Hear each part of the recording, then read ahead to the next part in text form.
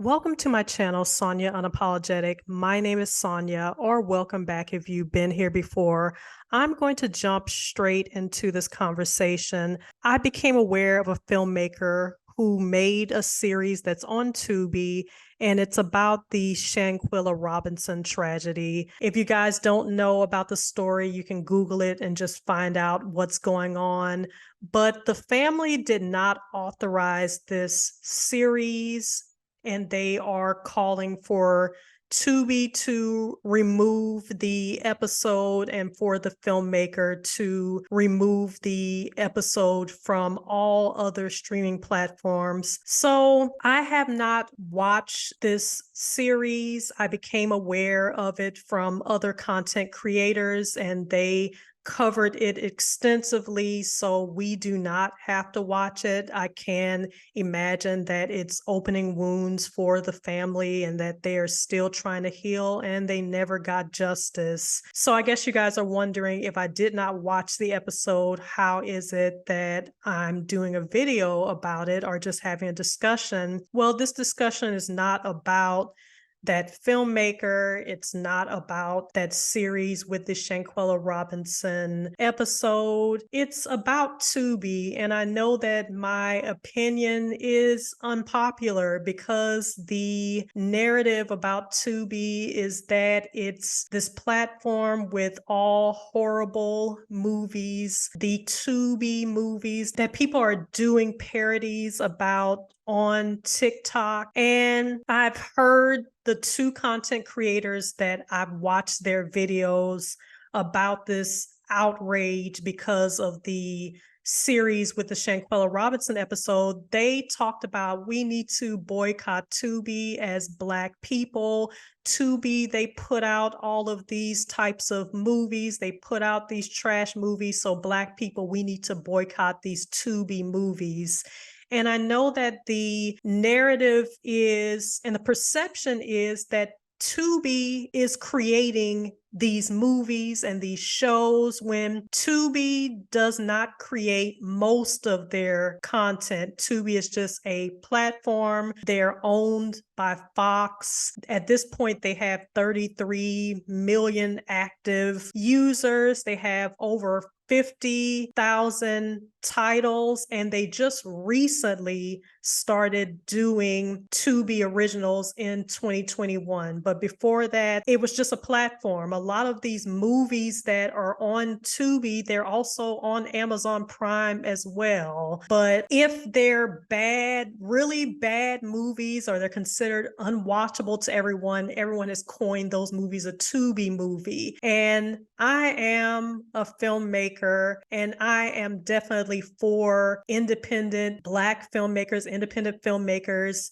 having a platform and having some place that their movies can find a home. In my opinion, if all Black people boycott Tubi, it is the equivalent of there being an offensive t-shirt on Etsy and all Black people boycotting Etsy. So the small business owners who have shops on Etsy, they would really be affected. You have to think about, with platforms like Tubi, a lot of the small independent filmmakers who have these micro budgets, they don't have millions of dollars like these studio movies. This is a place that they can put their movies in where their audience can watch it for free. As an independent filmmaker, a lot of times when you come out with a movie and you tell people that your movie is available on Amazon,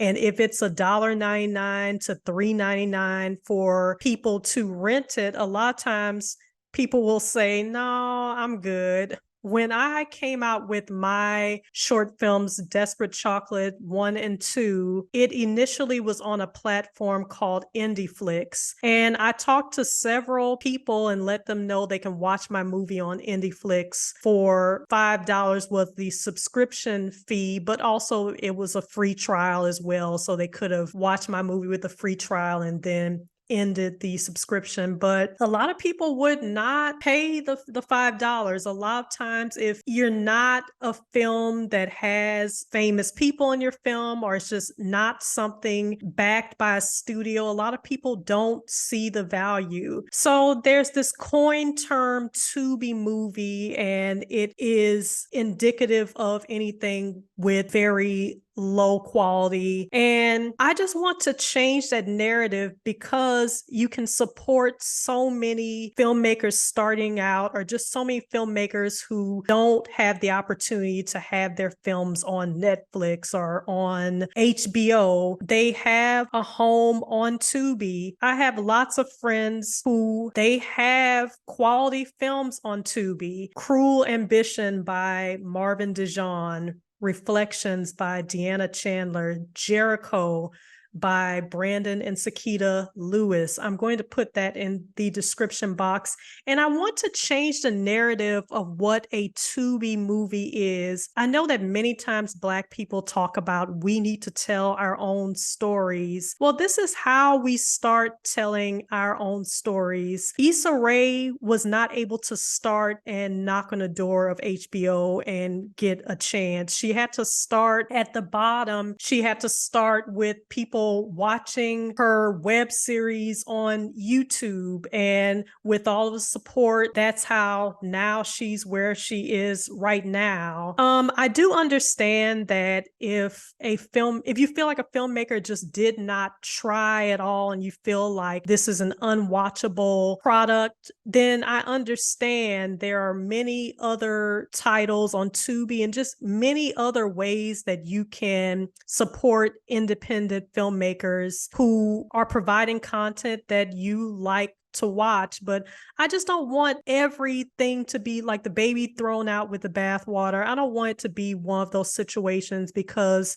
someone messes up and does something insensitive in their films or shows, or you feel like someone isn't trying, and that if an independent artist tells you that they have a movie on Tubi, that you automatically think, okay, that means that the sound and video is out of sync. That means that the sound is so horrible that I can't even hear anything. That means, that the script is going to be very confusing and there's no structure. Okay, that's what a Tubi movie is. I don't want people to think that. One point, Netflix was hated by everyone because people felt like the movies on Netflix was not good quality. Hulu, people felt like they didn't have a good catalog. Amazon Prime Video is finally getting a good catalog, at this point, but these were platforms that people felt like that they didn't have a good catalog and there was nothing good to watch on these platforms. The saddest thing is, once these platforms start to grow and they start to get what people feel like are the big time movies, the movies with the huge budgets, and then people feel like, okay, now this is a platform that is more quality. A lot of times by then, the small time starting out filmmakers, they're getting pushed out the door. So at this point, Tubi allows a place for the person who raised money for years to make their film, the person who took 5 years to write their script and they finally saved up the money to make a film. The door is open to those people on Tubi right now, but I fear that there'll be a point to where Tubi will grow and those doors will be closed. And I'm happy to see it. Those doors are open right now.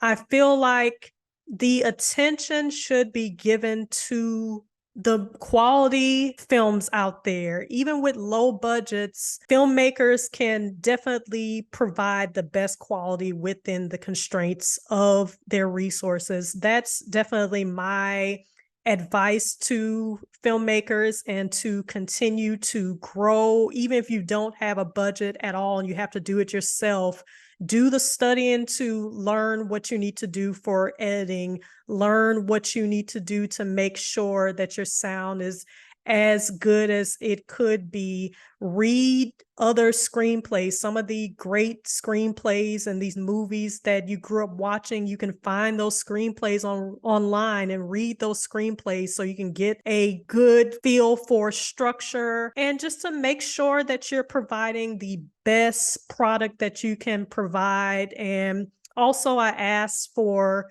viewers to provide some grace and to understand, because independent filmmakers and these new filmmakers, there's not that budget there, that it's not going to look like a Hollywood movie. It's not going to look like a movie that has a multi-million-dollar budget when it has a $5,000 budget or a $1,000 budget. It's not going to look the same. And then also, some of these mistakes that people talk about, the boom mic was in the shot, a crew member accidentally was in the shot. Those are not things that are exclusive to independent films. There was a whole Starbucks cup in Game of Thrones. And I'm definitely not saying Game of Thrones definitely had amazing quality because of the money that was put into Game of Thrones, but give grace where grace should be given. If you feel like the filmmaker just didn't try and just threw something out there, it's unwatchable, well, I understand. Definitely click out of that movie and find an independent filmmaker who is worth your time. But definitely, if our stories need to be told by us, and if people are constantly saying we need to tell our own stories, then we can't turn around and say, but ew, yuck, Tubi. It's like, well, when we start to tell our own stories, we have to start somewhere. Spike Lee had to start somewhere. Issa Rae had to start somewhere. And a lot of talented people at the very beginning, no matter how talented they are, they're just not going to get in the door at HBO and at Netflix. So let me know what you guys think. I know that this is weirdly an unpopular opinion because of how much hate Tubi gets. I know because I'm a filmmaker as well that I look at things different because of the pride that I feel with some of my friends who are making movie, and because I see the hard work that they do. And I'm also big on quality as well. I just want to continue to grow as a filmmaker. That's why it will take me some time to put out something else, because I want to make sure that I do it right within the constraints of my resources. So get down the comments. Let me know what you think. What do you guys think a Tubi movie is? When you hear Tubi movie, what comes to mind? Like this video, subscribe to the channel, hit the notification bell to be notified every time I post a video, and I'll talk to you all soon. Bye-bye.